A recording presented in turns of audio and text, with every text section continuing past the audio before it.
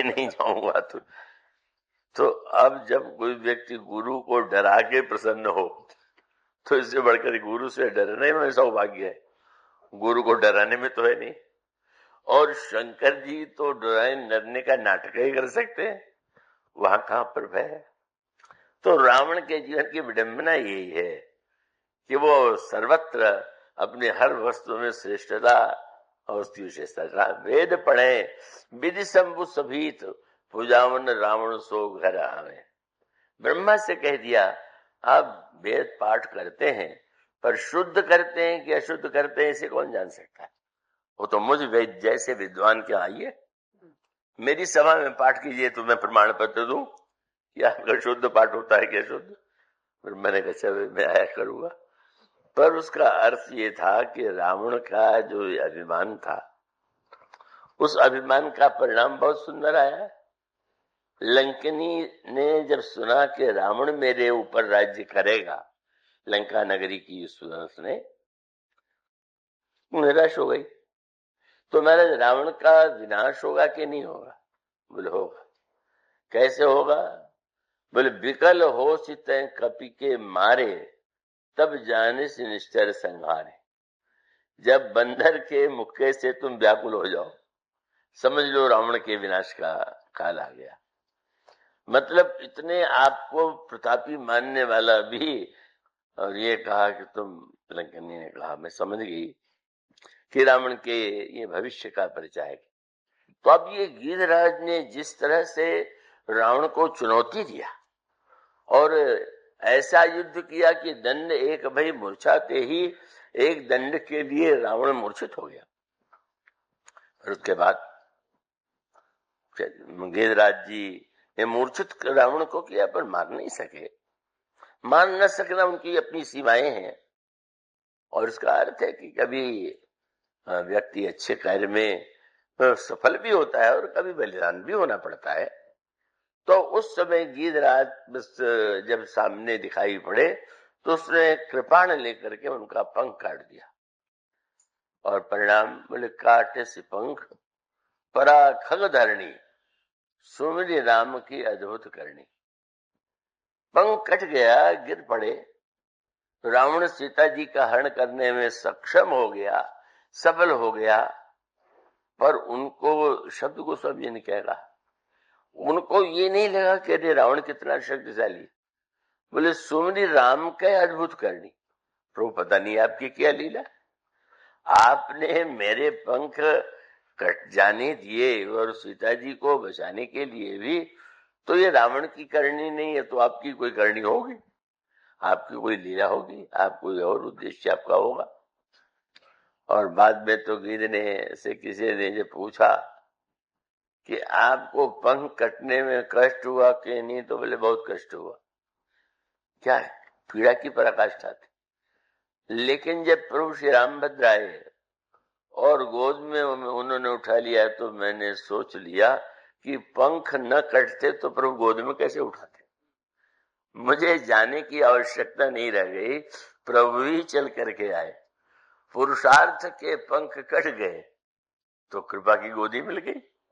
और यदि यह प्राप्ति हो गई तो अंततो गत्वा तत्तेनुकंपाम सुसमीक्षमाणो भुंजानैवात्मकृतं विभागम लगा कि गीधराज जी धन्य हो गए। तो जटायु के हृदय में जो भक्ति भावना थी, जनक नंदिनी सीता मूर्तिमती भक्ति, भक्त के संदर्भ में उन्होंने अपने शरीर का बलिदान कर दिया और बलिदान करके इतिहास में धन्य हो गए। दोहली रमण में गोस्वामी जी ने कहा मुए मरी है सकल आज काल के बीच। कौन नहीं मरेगा? मुए मरी है सकल आज काल के बीच, तुलसी काहू नहीं लही गीधराज के मीच। ऐसे मृत्यु किसने पाई होगी? तो इसका अभिप्राय हुआ कि अगर कभी श्रेष्ठ कार्य के लिए व्यक्ति को देख करके लगे कि वो पराजित हो गया, या ये लगे कि वो उसको उसके जीवन का जो मैं उसकी जो घोषणा थी वो सही नहीं हुआ, तो उसको निराश नहीं होना चाहिए। और यही अंगद ने यहाँ किया। संपाति के चरित्र का जो अभिमान है वो उसके सामने था। अब गोस्वामी जी जो ताना बाना प्रस्तुत करते हैं, आप उस पर दृष्टि डालें। बंदर मृत्यु के भय से, एक और तो कहते हैं कि हम शरीर का त्याग कर देंगे, पर वो त्याग करने के पीछे भी वीरता नहीं, भय। भय क्यों? बोले सुग्रीव मार डालेंगे। तो सुग्रीव मार डालेंगे और स्वयं मर जाएंगे तो अंतर क्या पड़ा? इसका अर्थ ये था कि उनके हृदय में मृत्यु का आतंक था, भय था। बड़े बड़े योद्धा थे, पर ये तो जीवन का सत्य है। ये मृत्यु का जो आतंक है वो बड़े से बड़े व्यक्तियों में, श्रेष्ठ से श्रेष्ठ व्यक्तियों में पाया जाता है। इतने बड़े योद्धा, पर वो सारे के सारे योद्धा जो है, जहां पर अंगद हो, जहां पर जामान हो, जहां पर नल नील द्विविध हो, और स्वयं साक्षात हनुमान जी, हनुमान जी उन डरने वालों में नहीं थे। हनुमान जी तो उस भाव में डूबे हुए थे जो उन्होंने स्वयं प्रभा से सुना था। स्वयं प्रभा ने ये कहा था, मूधो आंख, नेत्र मूंद लो। बंदरों ने केवल आंख मूंदने का अर्थ लिया, आंख मूंद लेना, और हनुमान जी ने उसका सही अर्थ लिया। हनुमान जी तो वस्तुतः आंख मूंदना और नेत्र खोलना, जीवन में दोनों का बड़ा महत्व है। आंख खोलना माने विवेक। आप देखते हैं तो अपने विवेक का प्रयोग करते हैं, पर आंख मूंदना माने आपको रात्रि में शयन के समय, विश्राम के समय आंख मूंदना पड़ता है कि नहीं पड़ता है? अगर आप निर्णय कर लें कि नहीं नहीं, तो विवेक और विश्वास नित्य के जीवन में भी वही सत्य है। रात्रि को सोइए और दिन को जागिए, और ठीक ठीक शक्ति पाइए, विश्राम की शक्ति आपको मिले, और दिन में कर्म करने की स्फूर्ति उसके द्वारा प्राप्त हो। अब ये जो सूत्र है बड़े महत्व का है। तो पहले ये संदेश मिला था कि मूदो नैन विवर्ते जाओ। थक गए हो प्रयास करते करते, सीता जी नहीं मिली तो नेत्र मूद लो। ये मान लो कि हमारे पुरुषार्थ से जो संभव था वो किया गया, लेकिन आगे हम कुछ नहीं कर पा रहे। यह बंदरों ने उसका मोटा अर्थ ले लिया कि हम आंख जहां मूदेंगे कोई न कोई चमत्कार हो जाएगा। कई लोग चमत्कारों के फिर में बहुत रहा करते, और चमत्कार होते हैं, ये भी सत्य है। लेकिन अगर आप हर क्षण चमत्कारों की प्रतीक्षा करते रहे, अगर एक जन जब वो बैठते थे तो जब के समय शीशा रख लेते थे, तो किसी ने पूछ दिया कि आप शीशा रख के क्यों? तो उन्होंने कहा कि मैंने सुना है कि गायत्री मंत्र के जब से तेज बढ़ता है तो मैं देखता रहता हूं कि कितना बढ़ रहा है। तो अब जब कोई व्यक्ति इस तरह से हर क्षण यही सोच रहा हो कि कितना तेज बढ़ा, तो क्या जब करेगा? इसलिए बंदरों ने नेत्र मूदने का वह अर्थ नहीं लिया जो हनुमान जी ने लिया। हनुमान जी महाराज तो फिर उसके बाद आप देखेंगे जितना संवाद है उसमें हनुमान जी बोलते नहीं दिखाई देते। पर आपने अगर विनय पत्रिका को पढ़ा हो तो गोस्वामी जी हनुमान जी की वंदना करते हैं, आप जो है संपात दिव्य दृष्टि दाता, संपात को दिव्य दृष्टि दिलाने वाले आप। उसका अर्थ क्या हुआ कि हनुमान जी ने कहा कि ना, अगर विश्वास की स्थिति है तो विश्वास में तो प्रतीक्षा करना चाहिए, ये साधना में प्रयत्न चाहिए और विश्वास में प्रतीक्षा चाहिए। आप चल सकते हैं तो चलिए, और नहीं चल सकते हैं तो प्रतीक्षा कीजिए। भगवान की कृपा माने साधना माने चलना, और बैठ जाना ये मानो कृपा की प्रतीक्षा है। तो ये जो कृपा और पुरुषार्थ है, इन दोनों का सामंजस्य होना चाहिए।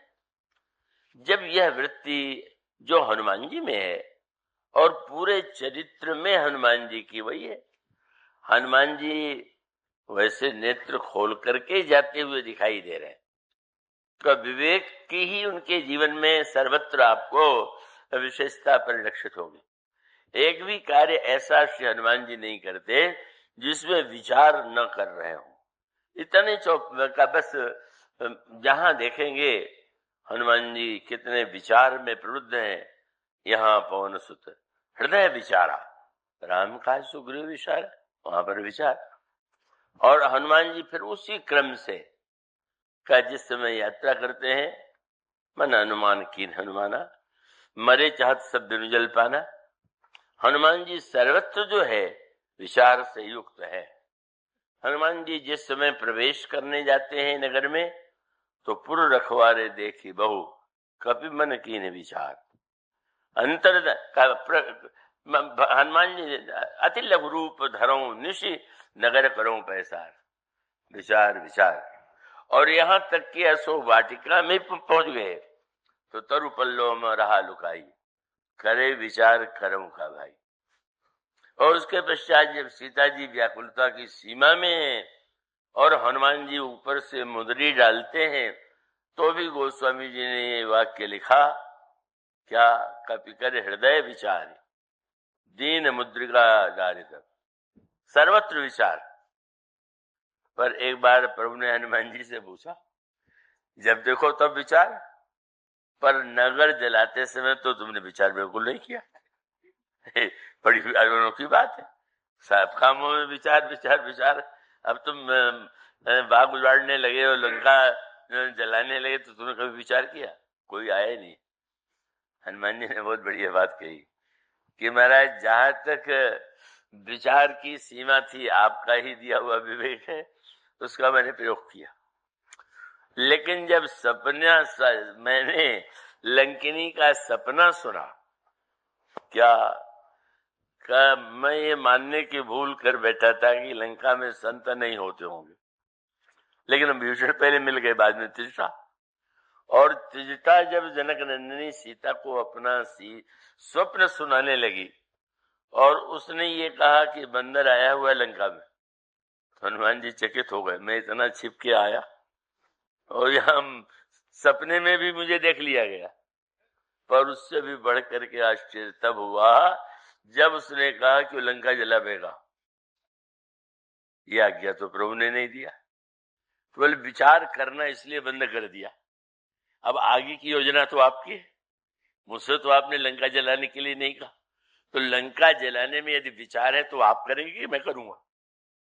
जहां तक मेरी भूमिका आपने दी, मैंने विचार का प्रयोग किया।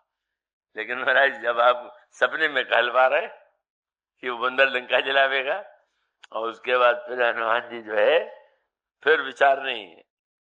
हनुमान जी इसीलिए लंका में रावण की सभा में बंध के गए। क्यों? बोले स्वतंत्र रहने का आनंद तो ले लिया, सबको हरा दिया, जरा बंध के भी तो देखे। परतंत्र होकर के बंधन में, स्वतंत्र रहने पर व्यक्ति को अपने पुरुषार्थ का अभिमान होता है। पर जो व्यक्ति बेचारा बंधा हुआ है, हनुमान जी को नाग पास में बांधे हुए मेघनाथ ले जा रहा, और मन में बड़ा गर्व है कि कितना भी योद्धा था लेकिन अंत में तो मैंने बांध ही लिया। फिर गोस्वामी जी कहते हैं, रे जासु नाम जपि सुनो भवानी, भव बंधन काटे नर ज्ञानी, तास दूत की बंध तरुआवा, प्रभु कारज लग कभी बतावा। हनुमान जी बड़े मुस्कुराते हुए, अच्छा ठीक। हनुमान जी गए, रावण की सामने संवाद हुआ। रावण ने रुष्ट होकर के बंदर को मार डाला, और जब मारने चले तो भी हनुमान जी खड़े हैं चुपचाप। महाराज अब मेरी भूमिका तो बचाने की है नहीं, मैं तो बंधा हुआ हूं। अब आपने बंधवाया है तो आप कोई योजना आपकी होगी। और तुरंत दिखाई पड़ा कि विभीषण जी उसी में आ गए, और विभीषण जी ने आके कहा कि नीति विरोध न मारिए दूता, दूत को मारना नीति के विरुद्ध है। रावण ने कहा, तुम ठीक कहते हो, तुमने उचित सम्मति दिया है, मारा नहीं जाएगा। हनुमान जी ने सोचा प्रभु ने योजना बना रखी थी, कि जब वो मृत्यु दंड देगा तो विभीषण को भेज लेंगे। पर उससे बढ़कर के आश्चर्य तब हुआ जब रावण ने कहा मृत्यु दंड तो नहीं पर दंड दिया जाएगा। क्या? बोले इसके पूंछ में कपड़ा और लपेट करके तेल घी डाल करके आग लगा लो। हनुमान जी ने कहा प्रभु पता चल गया कि आपकी योजना क्या थी। अब लंका जलाने के लिए सपना तो सुन लिया, पर कहां से घी ले आता, कहां से कपड़ा ले आता, कहां से वस्तुओं को कर रावण ने सब प्रबंध कर दिया। बोले प्रभु जिस समय रावण जनक जनंदिनी को मारने चला तो आपने मंदोदरी को भेज दिया। मंदोदरी थी, मंदोदरी को तो सोचना चाहिए था कि हमारी सौत बनने का प्रस्ताव रावण कर रहा है तो उनको मरने दे, लेकिन धन्य है आप, उस समय मंदोदरी आगे बढ़ गई। तो लगा कि आप तो मंदोदरी से अपना काम ले लेते। और उसके बाद जब रावण ने कहा विभीषण से की बात सुन के मृत्युदंड नहीं दिया, बोले अच्छी आपने अच्छी योजना बनाई। पहले रावण की पत्नी से कार्य लिया, बाद में रावण के भाई से काम लिया, पर जब आपने जलाने के लिए विचार करके कहा तो मैं समझ गया कि आप तो रावण से भी अपना काम करा लेते। अब रावण से करा लेते तो मेरी क्या विशेषता। रावण ने सारा प्रबंध कर दिया। और जब हनुमान जी घुमाए जाने लगे तो अब वो जो राक्षस थे घुमा रहे थे और ढोल बजाते हुए, बाजे ढोल दे सब तारी, ताली बजाते हुए ढोल बजाते हुए जा रहे हैं। कितना बड़ा अपमान हो रहा है। और लात मार ही लात मारते हैं, गाली देते हैं, अपमान करते हैं। पर बाद में किसी ने हनुमान जी से पूछा कि अब आप शक्तिशाली हैं मान लीजिए, पर उन्हें आपका इतना अपमान क्यों कराया? ये बंदरों आपके शरीर पर प्रहार हुआ, गाली सुनने को मिली। बोले प्रभु की योजना बहुत सुंदर थी। क्या?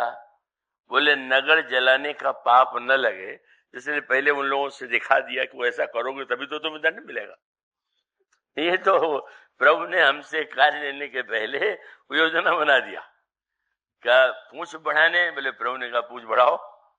क्यों? बोले जितने घरों से घी तेल कपड़ा आएगा सबको जलाने में कोई पाप नहीं, अगर तुम ऐसे जला दोगे तो वहां पाप माना जाएगा। बोले प्रभु की अपनी योजना होती है और वे चाहे जिससे कार्य लेते हैं, और जब तक वे विवेक के द्वारा कार्य लेना चाहे लेना चाहिए। और जब हमारे जीवन में विवेक की सीमा हो तो विश्वास पर स्थित होकर के कि वस्तुतः प्रभु ही सब कुछ करने कराने वाले हैं। यह वृत्ति हनुमान जी के, इसलिए हनुमान जी की भूमिका बिल्कुल नहीं दिखाई देती। जिस समय डर के मारे बंदर कांप रहे थे उसमें हनुमान जी नहीं है। हनुमान जी तो सुन ही नहीं रहे, वो तो उन्होंने स्वयं प्रभा से जो सुना है और प्रभु ने उन्हें जो संदेश देने के लिए कहा है उसी में डूबे हुए हैं।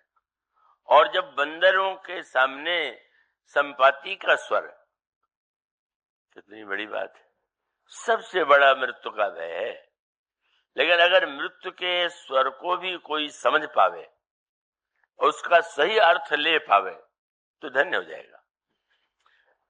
संपाति माने वह गुफा, जीवन की गुफा, स्वयं प्रभा की गुफा है, और मृत्यु की गुफा, यह गुफा संपाति की। स्वयं प्रभा की गुफा में जल पीने को मिलता है और संपाति के स्वर से लगा कि ये तो मारने वाला है, खाने वाला है। लेकिन दोनों ही रूपों में, एक के द्वारा भगवान ने विश्वास और दूसरे के द्वारा अंत में संपाति ने ये दृष्टि का उपयोग किया। क्यों?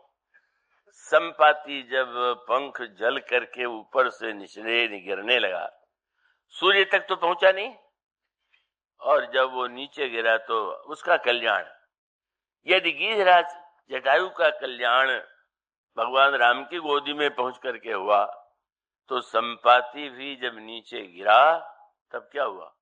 बोले मुनि एक नाम चंद्रमा ओही लागी दया देखकर मुनि। चंद्रमा नाम के मणि ये गोस्वामी जी के शब्दावली। चंद्रमा ने सरदा तप निश शशि अपहरई, संत दरस जीव पातक टरई। जैसे दिन भर की धूप की पीड़ा चंद्रमा के शीतलता में समाप्त हो जाती है, इसी प्रकार से संत ही जो है संसार के भवताप से संतप्त व्यक्ति को जब संत मिल जाता है तो शीतलता आ जाती है। और यही सत्य जो है, मुनि एक नाम चंद्रमा, ये वही दया आ गई। और फिर वही एक सूत्र दिया गया, मरने से डर क्यों होता है?